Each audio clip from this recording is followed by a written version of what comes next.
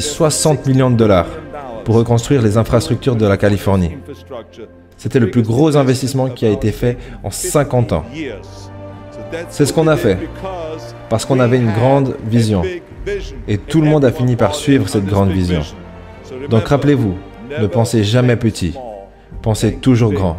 Wesh les gens, c'est Akaflo, j'espère que vous allez bien. Moi ça va tranquillement. Aujourd'hui on se retrouve avec Yanis pour une nouvelle vidéo. Vous allez bien l'équipe. Voilà, donc du coup, aujourd'hui on va parler de 5 façons de se faire de l'argent en 2019.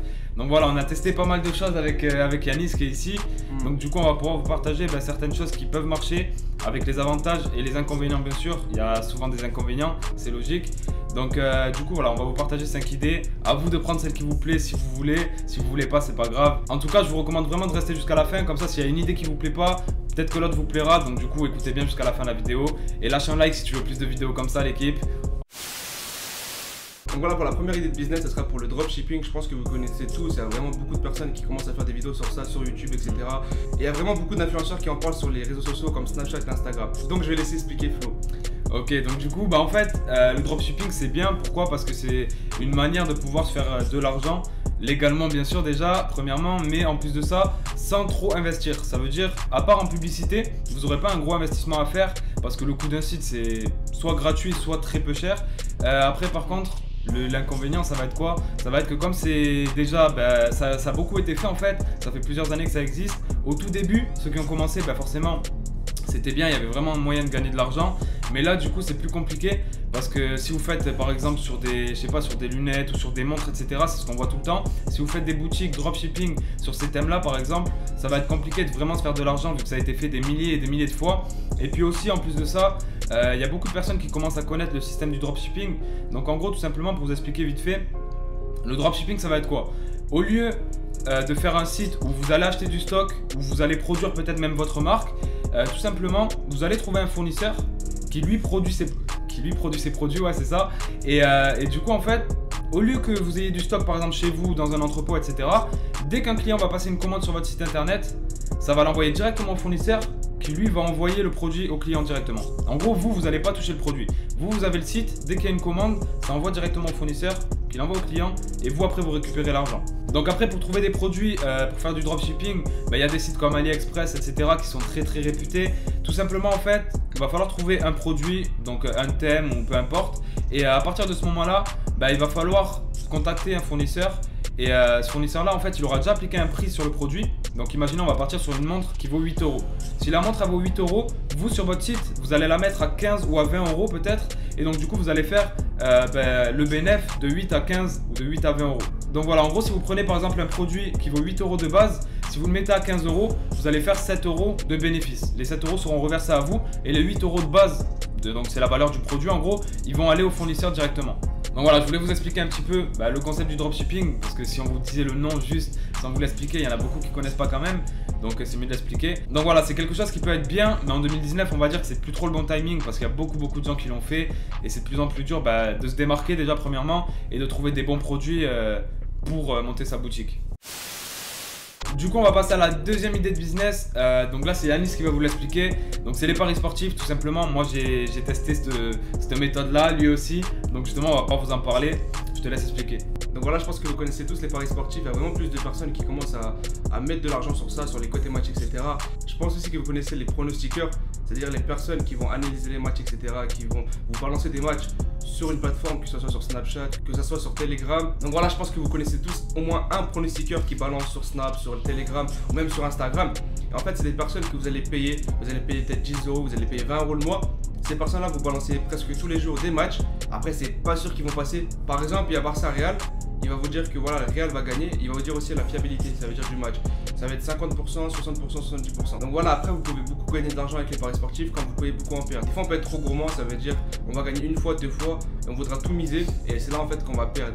Et en fait, ça arrivait à moi, ça arrive à Flo aussi. Ouais. On a vraiment misé beaucoup d'argent. On a misé, on gagnait, on gagnait, on gagnait.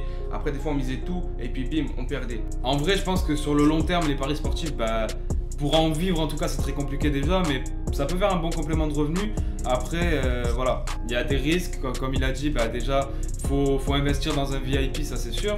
Et après, on ne sait pas forcément si les pronostiqueurs sont tous fiables, étant donné qu'il y a un facteur chance en gros qui est important dans les paris sportifs. Ça veut dire par exemple, imaginons le Real il joue, vous mettez le Real qui gagne ce soir-là, et il y a Benzema qui se blesse, ou Gareth Bale, ou je sais pas qui, ou il y a un carton rouge qui pénalise du coup l'équipe, malheureusement vous allez perdre, alors que s'il n'y avait pas eu ce carton rouge ou cet événement-là, vous aurez peut-être gagné. Donc voilà, c'est quand même un bon moyen pour se faire de l'argent, pour faire des compléments de revenus comme il a dit, mais il y a toujours du risque. Là on passe à la troisième idée de business, ça va être pour l'achat-revente et je vais laisser Flo parler. Ouais, donc voilà, en gros tout simplement l'achat-revente, je pense que vous connaissez déjà un petit peu, c'est un peu comme ceux qui aiment bien FIFA, vous en faites sur FUT avec vos équipes, etc. Et en gros tout simplement ça va consister en quoi? Ça va consister à acheter un objet à une valeur en dessous du marché pour la revendre à la valeur du marché ou un petit peu au-dessus si vous arrivez à trouver quelqu'un qui vous l'achète plus cher que prévu. Donc tout simplement, je pense qu'on a tous déjà vu une annonce sur Le Bon Coin, sur Facebook, sur eBay, etc. où la personne qui va vendre un produit le met en dessous des autres prix, donc des concurrents par exemple. Et forcément, si vous l'achetez, vous faites une affaire. Et ça veut dire que si vous l'achetez spécialement pour le revendre, vous pourrez faire de l'achat-revente et du coup faire un petit bénéfice sur le produit. Donc voilà, lui il n'y a pas si longtemps que ça, par exemple, il avait acheté un G7X, il avait payé je crois 300 € si je ne me trompe pas, c'est ça? Non, gros. Combien? 150. 150 €, alors que moi quand je l'avais acheté je l'avais payé 500 €. Donc pour vous dire, c'était vraiment largement en dessous du prix que ça vaut normalement. Et donc du coup s'il veut le revendre par exemple, il peut le revendre facilement 400, 450 voire 500 €. Et du coup il fait un sacré bénéfice. Et il y en a plein qui font ça aussi avec les téléphones, etc. Il y en a plein qui regardent tout le temps les annonces. Enfin voilà, c'est un truc où ça demande pas mal de temps parce qu'il faut regarder pas mal les annonces quand même, ce qui sort, etc. Mais si vous arrivez à tomber sur la bonne annonce, vous pouvez vraiment faire pas mal d'argent. Donc ça c'est pas mal. Voilà, après le petit inconvénient c'est que déjà ça prend du temps. Et après c'est pas sûr que vous allez trouver tous les jours forcément des bonnes occasions. Vous allez peut-être en trouver une de temps en temps, mais voilà, pas tous les jours. Donc ça peut être un bon moyen aussi pour faire un petit peu d'argent. Mais après c'est pas quelque chose qui est sûr à 100%, on va dire. Donc on va passer à la quatrième idée de business que Yanis va vous présenter. Du coup tout simplement c'est le marketing de réseau. Je sais pas si vous en avez déjà entendu parler, pardon. Ça s'appelle aussi le MLM, il y a plusieurs noms, plusieurs appellations. Et du coup je vais laisser vous expliquer ce que c'est. Donc voilà, je pense que vous connaissez aussi tous le marketing des réseaux. Ou même si vous ne connaissez pas de nom, vous avez déjà tous fait. Pourquoi je pense que vous en avez déjà tous fait? Car vous avez déjà tous recommandé quelque chose à un ami à vous, à votre famille, etc. Que ce soit une paire de chaussures, un film, un jeu ou plein d'autres choses comme ça. Et donc en faisant ça, c'est comme si vous faisiez du marketing des réseaux. Car vous prenez un produit, vous le partagez à des amis pour que ces amis-là utilisent le produit ou voilà, s'en servent. Et il y a vraiment beaucoup d'entreprises qui sont arrivées en France, qui sont en train de se développer, qui partagent des services dans la finance, qui partagent aussi des services comme des forfaits téléphoniques. Après il y a aussi des produits par exemple pour le corps ou pour le sport, etc. Enfin il y a vraiment plein de choses en fait, plein de sociétés avec tous des buts différents. Donc en gros pourquoi les entreprises choisissent de faire ça? Tout simplement parce qu'en gros ça va être de la recommandation, ça va être un peu du bouche à oreille. Mais ce qui est bien pour la société c'est qu'au lieu de dépenser par exemple des millions et des millions bêtement dans des pubs à la télé, à la radio ou n'importe où, même au cinéma par exemple ou sur des affiches dehors, on va dire que c'est plus efficace en fait de faire du marketing de réseau que ces pubs là que je vous ai cité juste avant. Pourquoi? Parce que quand par exemple tu vas regarder un film à la télé ou une émission et que toutes les 5 minutes il y a de la pub, est-ce que tu es concentré sur la pub quand elle est là? La réponse c'est non, tu vois, parce que tout simplement ça te saoule en fait que ton émission elle soit coupée toutes les 5 minutes par de la pub. Donc t'es pas concentré sur ça. Au cinéma c'est pareil, quand t'as les pubs au début, tu veux juste que le film il commence, t'es sur ton téléphone avant ou tu fais quelque chose d'autre. Je sais pas, partout en fait, même dans la rue, est-ce que sur les arrêts de bus, tu vois les affiches qu'il y a, tu les lis, etc. Moi personnellement je les lis jamais. Moi aussi pareil. C'est ça, tu vois. Donc en gros tout simplement c'est plus efficace. Pourquoi? Parce que quand une personne va faire de la recommandation, va parler du projet à une personne par exemple, la personne en face déjà ça peut peut-être l'intéresser et en plus de ça elle va être plus réceptive, plus attentive, etc. Donc c'est mieux pour la société et c'est bien aussi pour les personnes qui en font, parce que du coup en créant du chiffre d'affaires à la société pour laquelle vous faites ça, vous allez avoir la possibilité d'avoir une rémunération.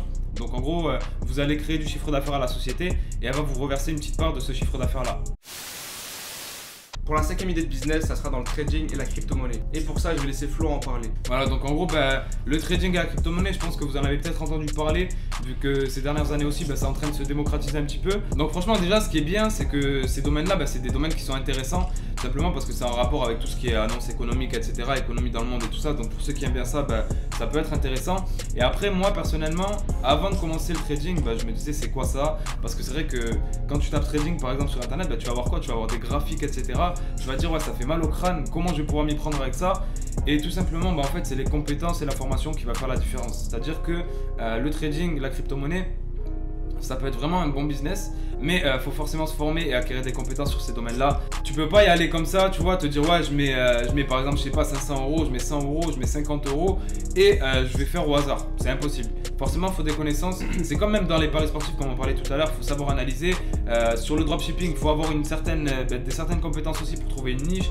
Sur le marketing de réseau, il faut avoir des compétences aussi. Enfin, surtout, de toute façon, même dans la vie en général, si vous voulez faire quelque chose, il faudra des compétences. Donc, comme vous a parlé tout à l'heure Yanis, il y a des sociétés qui font du marketing de réseau, dans la finance aussi, et donc ils vont vous proposer justement des cours et des outils pour vous aider à réussir sur ces domaines-là, donc sur le trading et la crypto-monnaie. Ce qui est bien, c'est que justement vous aurez un accompagnement, vous aurez plein de choses à disposition. Du coup, vous pourrez avoir les compétences et vous pourrez faire du résultat. Et ce qui est bien, c'est qu'il y a un réel suivi aussi. C'est pas comme par exemple dans une école de trading, etc.